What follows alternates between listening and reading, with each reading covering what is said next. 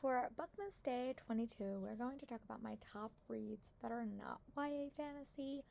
I tend to read a lot of YA fantasy every single year, so that gets its own list because I normally have at least 10 or 12 books. But here is the other books that are not YA fantasy and not even really YA. I think there's one YA book that I have really enjoyed and really just wanted to chat a little bit more about. I've talked about them throughout the year, but these are the top 12 books that made a really big impression on me, and I would recommend, if you haven't read, you should definitely check them out. First two sort of directly back to back, and it is two of the Bridgerton books. One I did not think I would like as much, and the other one I went in sort of knowing I was going to love. So I'm going to talk about back to back Offer from a Gentleman, which is Sophie and Benedict's book, and Romancing Mr. Bridgerton, which is Penelope and Colin's book. So here are the photos.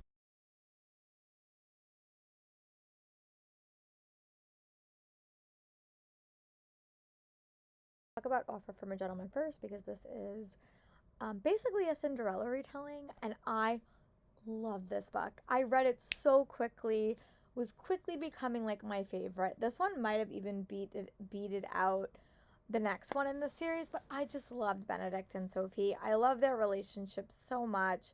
It was great.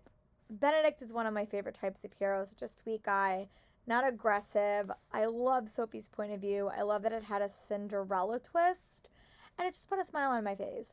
But I went in expecting to love Penelope and Colin, and I loved them even more than I thought I would.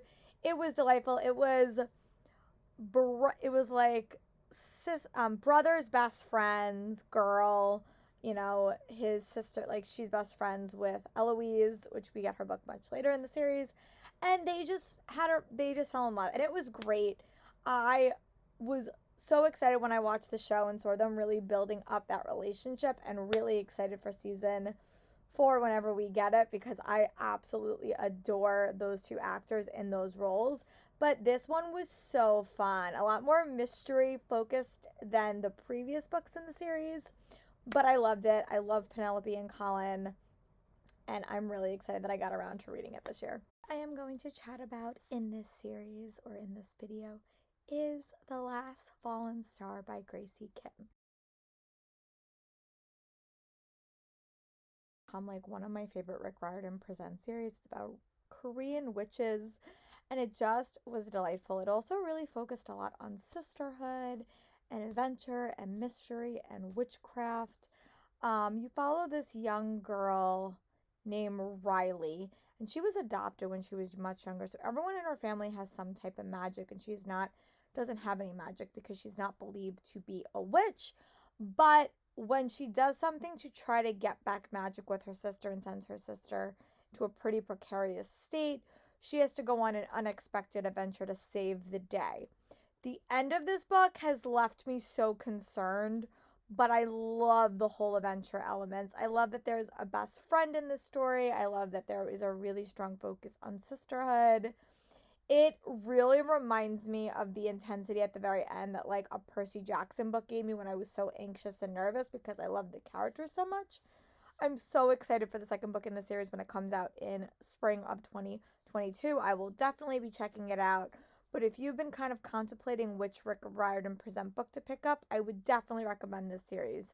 And so that you read it quickly, then you could be caught up to date when it comes out in the spring. But I adored this book and cannot wait to read more by this author in the future. The Riordan Present book that I'm going to chat about is Aru Shah in the City of Gold. Here's a photo. In this series, and I loved it. I think it did a really unique thing. This book sort of reminded me a little bit of Percy or the Heroes Olympus book, House of Hades. Had a very similar feel to that, and this stories just keep getting more intense and more intense and more intense, and I'm really curious to see how book 5 plays out, and I will definitely be reading it the second it comes out.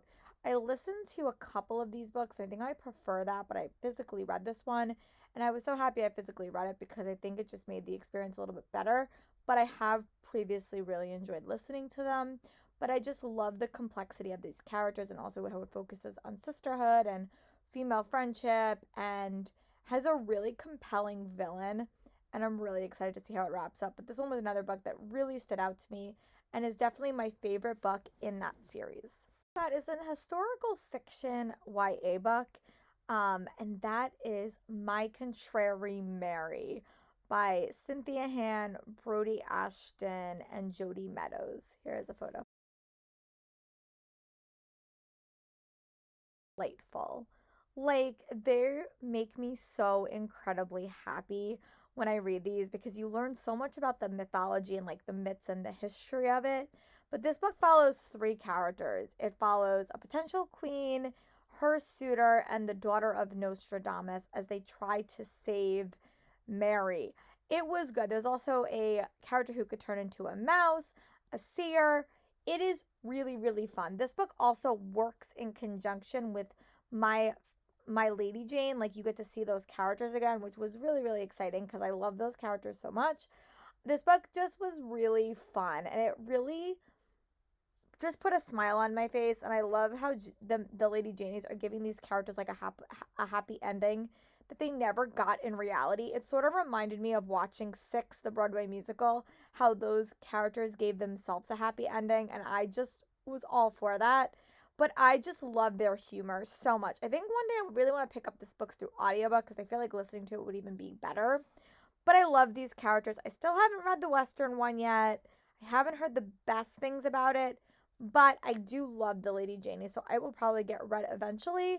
But this book just put a smile on my face, and I just loved how it connected back to the previous book that they wrote because they are in the same timeline, and I will definitely be checking out future books by this trio of authors in the future. The middle grade book that I'm going to chat about is Front Desk by Kelly Yang. This book, I did not expect to love it as much as I did, but I adored it, and that is why it is on this list. Set in the past, and you follow this immigrant family as they try to find a job working at a motel. But when they learn that their boss is not as nice and they're not getting they're not getting as much money as they thought that they would, they start doing things that wouldn't have been approved, but they make their lives the best that they can. So they start helping immigrants. Your main character is a young girl who really likes writing, but her parents don't think that's a viable profession, and she lives and works at like this hotel. It was delightful. I love looking at the immigrant experience through Kelly Yang and this main character's eyes because as previous books I've sort of read this year that have also looked at that, it just gives you a lot of appreciation for them. And as someone that works with a lot of kids that are not that weren't born in America, I see how challenging it is for them and how hard they have to work. So just seeing it through this young girl's eyes was fascinating. But I love the setting of the hotel. It was it just put a smile on my face at the end and also made me incredibly emotional. It was a great read, and I can't wait to read the other books in the series. It had a very realistic ending, and it could have gone very like over the top, but I really like this, and I'm so excited to read more about Kelly Yang in the future. That I really enjoyed is also another YA book, but it's also like a mystery thriller, which I don't really know where to put those, but does have a fantastical twist, and that is Lost in a Never Wood by Aiden Thomas.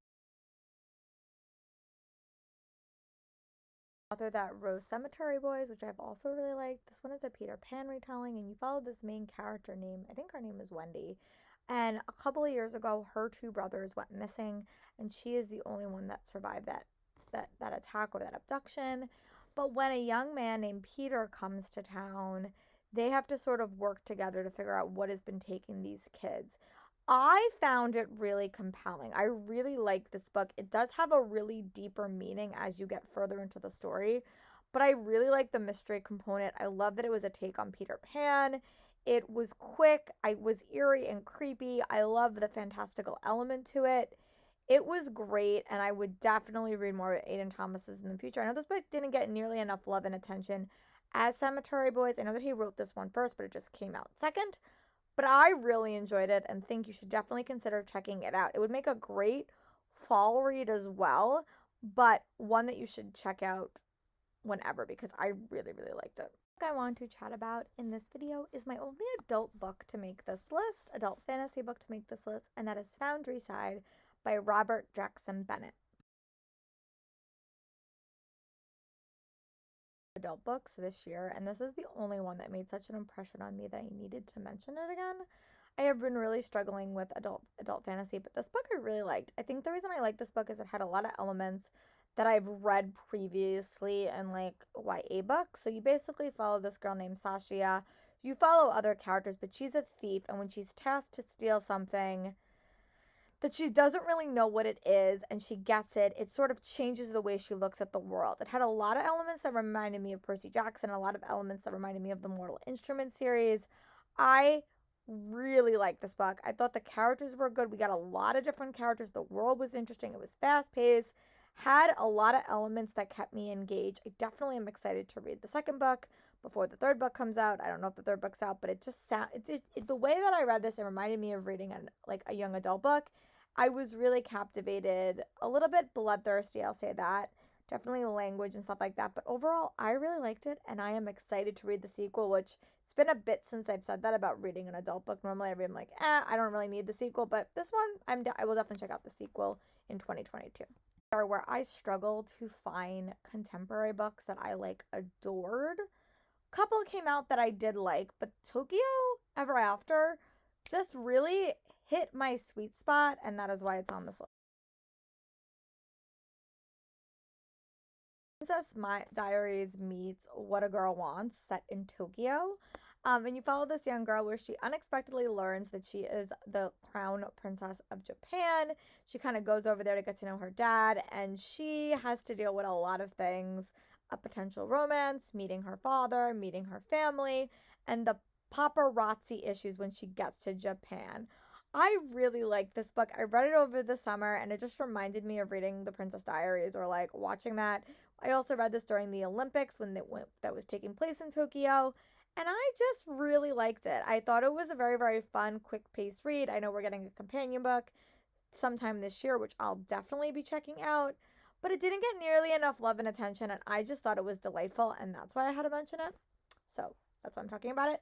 And the last book I'm going to chat about is probably a shock to no one, and that is The Hawthorne Legacy by Jennifer Lynn Barnes.